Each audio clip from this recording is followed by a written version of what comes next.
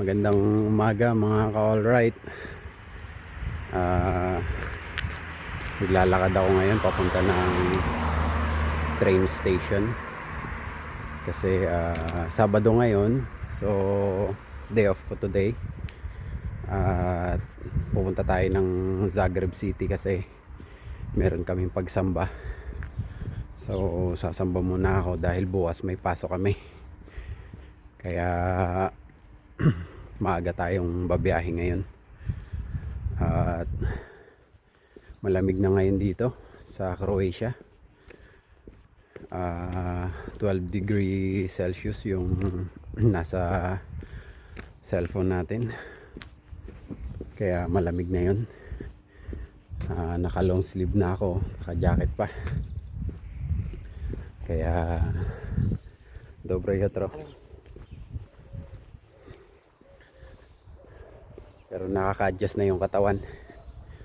Medyo nakakatagal na tayo sa lamig. Kaya, so ayun, malapit na tayo sa train station. Kita-kits tayo. Salamat nga pala sa lahat ng sumusuporta sa aking Facebook page, Alright PH. Sana patuloy nyo akong suportahan. Paki-share lagi ng aking mga videos, and syempre paki-like na rin. At yun, thank you so much. Pwede nyo ring bisitahin yung aking YouTube channel, Alright PH. Meron din tayong mga ina-upload na videos doon, and suportahan nyo ako sa aking maliit na vlog. Ito yung ating pastime dito pagka tayo ay nakakaramdam ng homesick.